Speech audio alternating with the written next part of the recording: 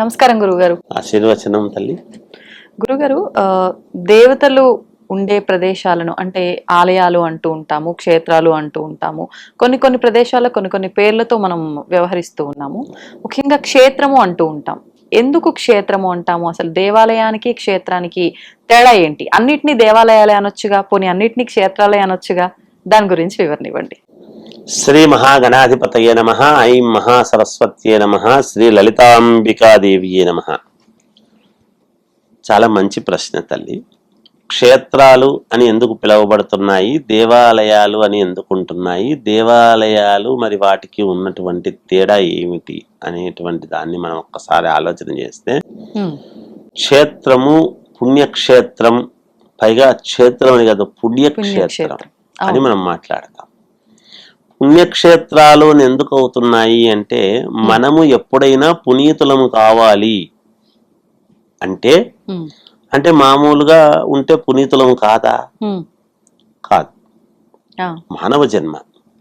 మానవ జన్మకు ఒక సార్థకత కావాలి అంటే మనకు పవిత్రత కావాలి. రోజు ఉదయం లేవంగానే లేచినట్టుగా మనం ఎక్కడికి పోం. స్నానం చేసి బాగా నీట్గా తయారై కదా మనం పోతాం. నేను రెడీ అయ్యి వస్తానంటాం. అంటే పునీతుడు అవుతున్నాడు. ఇంకా పవిత్రుడు కావాలి అని అనుకున్నప్పుడు ఏ విధంగా అయితే పవిత్రుడు అవుతాడు. గుడికి వెళుతున్నాము, శుద్ధి అవుతుంది. మనము గుడికి వెళితే కొంచెం సంతృప్తి, మేలు జరుగుతుంది, భగవంతుడి అనుగ్రహం కలుగుతుంది. ఇంకా పుణ్యప్రదమైనటువంటిది కావాలి అనుకున్నప్పుడు ఏమిటి అంటే క్షేత్రం అంటున్నాం. ఏమిటి క్షేత్రానికి గుడికి ఉండే తేడా అంటే, మీరు ఎక్కడైనా గమనించండి, క్షేత్రం అంటే ఏమిటి అంటే మూలము అని, బీజము అని. దాన్ని క్షేత్రము అంటాం. అంటే స్వయం ప్రకాశకత్వం, నిత్య పవిత్రత. అక్కడ నది అనేటువంటిది ఉంటుంది. ఏ క్షేత్రమైనా మనం ఎందుకు మాట్లాడతా, పలానా క్షేత్రంలో నేను పుణ్య స్నానం చేశాను అని అన్నప్పుడు ఎట్లొస్తుంది అంటే నదీ ప్రవాహం ఉంటుంది. మనకు గంగే యమునే చైవ గోదావరి నర్మదా సింధు కావేరి ఇవన్నీ చెప్పుకుంటున్నాం మనం. ఇన్ని నదులు ఉన్నాయి, ఇంకా నదులు ఉన్నాయి. తుంగభద్ర, గౌతమి అని నదులు ఉన్నాయి. ఈ నదుల యొక్క అనుకూలతగా చేసుకొని ఆ నదుల దగ్గర ఎప్పుడైతే దేవాలయాలు ఉంటాయో అవి క్షేత్రాలుగా పిలువబడతాయి. ఎందుకు అంటే ఆ నదీ ప్రవాహం అనేటువంటిది ఎప్పుడూ కూడా ఆ నది నిరంతరము ఆ క్షేత్రాన్ని అంటే ఆ స్థలాన్ని పవిత్రత చేస్తూ ఉంటుంది. నిరంతరము పారుతూ ఉండేటువంటి దాని వలన అక్కడ పరమ పవిత్రత అనేటువంటిది ఏర్పడుతుంది. మనం ఒకసారి రోజు ఇల్లు పొద్దున సాయంకాలము మనం శుద్ధి చేసుకుంటుంటేనే ఇల్లు శుభ్రంగా ఉంటుందని అనుకుంటాం. అంతే కదా? మరి నది కదా, తనంతట తాను అక్కడ నిరంతరము పారకం ఉంటూ తాను శుద్ధి అవుతూ ఆ స్థలాన్నంతా కూడా శుద్ధి చేసుకుంటూ వెళుతుంది నది. కనుక అది క్షేత్రముగా పిలువబడుతూ ఉంది అనేటువంటిది తెలుసుకోవాలి. దీనికి తేడా. మరి సమస్యల్లో ఏమిటి అంటే ఇక్కడ ఒకటి మనం చెప్పుకోవాలి. ఈ క్షేత్రాలకు ఎందుకు వెళుతున్నట్టు మనము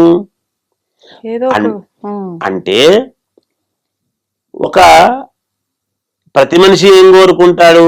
నేను మామూలుగా వైకుంఠానికి వెళ్ళాలి అనే కోరుకుంటాడు. నరకానికి వెళ్ళాలని ఎవరు కోరుకోరు కదా.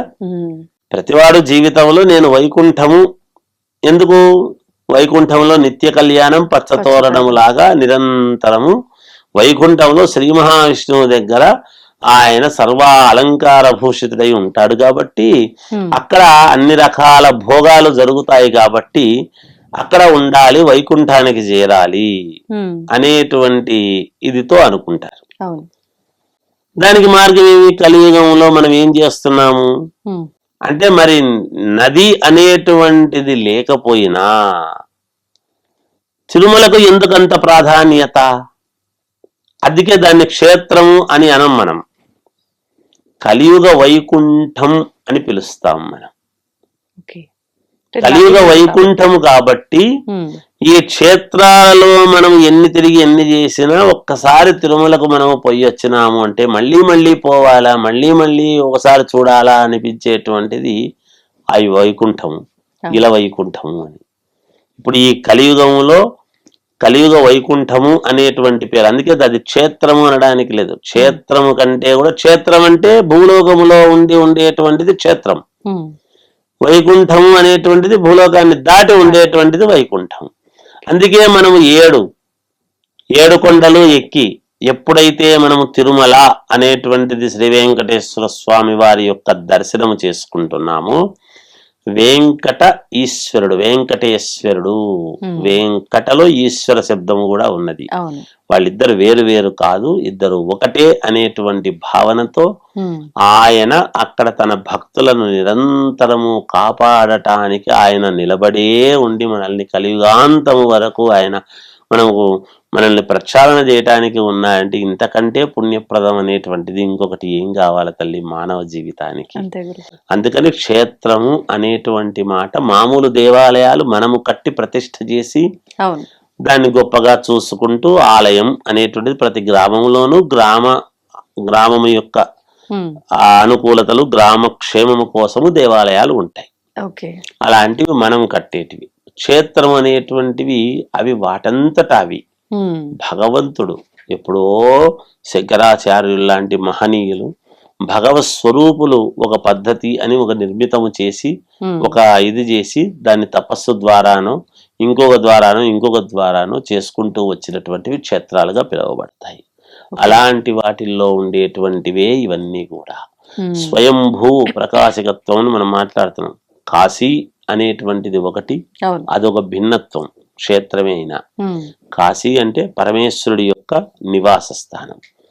అందుకే అరుణాచలం, మరి అరుణాచలానికి ఎందుకంత ప్రాధాన్యత? అచలం అన్నాడు. అచలం అంటే చలనము లేనటువంటి దీని, ఆ గిరియే శ్రీ పరమేశ్వరుడు, ఆయన కూర్చొని ఉన్నాడు కదలిక లేకుండా. అచలము అంటే చలనము లేనటువంటిది. అందుకని అక్కడ పరమేశ్వరుడు సర్వాంతర్యామి భగవంతుడు కాబట్టి అన్ని చోట్ల ఉంటాడు కాబట్టి. వైకుంఠము అనేటప్పటికీ ఇక్కడ ఆనందం, అక్కడ భక్తి ఉంటుంది, ఇక్కడ భక్తితో కూడినటువంటి ఆనందం ఏర్పడుతుంది. శ్రీ వెంకటేశ్వర స్వామి దగ్గరికి పోగానే మనకు విపరీతమైన ఆనందము. ఆ కొండ ఎక్కంగానే తెల్లవారుజామునే నమో నారాయణాయ శబ్దం వింటూ ఉన్నప్పుడు అబ్బా తిరుమలకు వచ్చాము, దర్శనం ఎప్పుడెప్పుడు కలుగుతుందో, ఎప్పుడెప్పుడు జరుగుతుందో, దర్శనం బాగా జరగాలి అనేటువంటి తపనతో వెళ్తాం. ఎన్నో చోట్ల మనం చూస్తాం వెంకటేశ్వర స్వామిని. వెంకటేశ్వర స్వామి ఎట్లుంటాడో తెలుసు, మూడు పెట్టుకున్నట్టుంటాడో తెలుసు, కానీ అక్కడ వెంకటేశ్వర స్వామిని చూడవాలనేటువంటి ఆదుర్త ప్రతి జీవిలోనూ ఉంటుంది, ప్రతి ప్రాణిలోనూ ఉంటుంది, పోయే ప్రతి వాళ్ళలోనూ ఉత్సుకత ఉంటుంది. ఎప్పుడెప్పుడు దర్శనం అవుతుందో తోసుకొని పోతాం. నాకు బాగా కనపడాలి అని. కనపడతాడు, ఎలాగో పోతాం, కానీ ఏమో చూడాలి, తొందరగా స్వామిని తొందరగా చూసుకోవాలి, దర్శనం చేయాలి అంటే ఆ వైకుంఠం అనేటువంటి ఇదిలో ఉంది. ప్రతి వాళ్ళము మనం వైకుంఠం చేరడానికి అనేటువంటి ఇదితో అనుకుంటాము. కాబట్టి అది మిగతా క్షేత్రాలకు వీటికి ఉండేటువంటి ప్రాధాన్యత, దేనికి తగిన ప్రాధాన్యత దానికి ఉంటుంది తల్లి. అక్కడ నదులలో స్నానం చేసిన తర్వాతనే మామూలుగా ఈ నది ఒడ్డున ఉండేటువంటి క్షేత్రాల్లో ఉండేటువంటి దేవతామూర్తిని దర్శించుకోవాలి. వాస్తవానికి బెజవాడ కనకదుర్గా అమ్మవారికి పోయినా కూడా కృష్ణా నదిలో స్నానం చేసిన వెంటనే దర్శించుకుంటే వచ్చే పుణ్య ఫలం వేరు. దగ్గరే కదా, మనం స్నానం చేసిపోతున్నాం కదా అని కాదు. నది ఉన్నది, ఆ నది ఉన్నప్పుడు సద్వినియోగం చేసుకోకపోతే మన తప్పు. భగవంతుడు ఇచ్చినటువంటి అవకాశాన్ని మనం సద్వినియోగం చేసుకోవాలి. ఆ అమ్మవారు మనకు ఫలితం రావాలి అంటే తప్పకుండా కృష్ణానదిలో అక్కడ స్నానం చేసి చేసుకోవాలి. అలాగే ఇప్పుడు మీకు మన లక్ష్మీ నరసింహస్వామి ఇది ఉంది, యాదగిరిగుట్ట. సరే, అది యాదగిరిగుట్ట అని కాదు, మనం జగిత్యాల దగ్గర ఒక ఇది ఉంది, పెద్దపల్లి లక్ష్మీ నరసింహస్వామి మన ఇది ఉందన్నమాట. అక్కడ కూడా గోదావరి నది పారుతూ ఉంటుంది.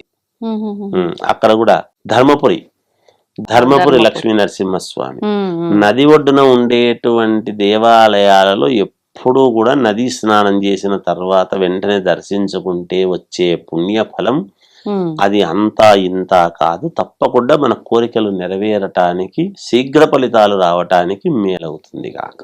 అది మనం స్నానం ఆచరించి దర్శించుకుంటేనే. స్నానం చేసి దర్శనం చేసుకోవాలి. ఇప్పుడు బెజవాడ కనకదుర్గ నువ్వు నదిని చూస్తాం, అవును, స్నానం చేయం.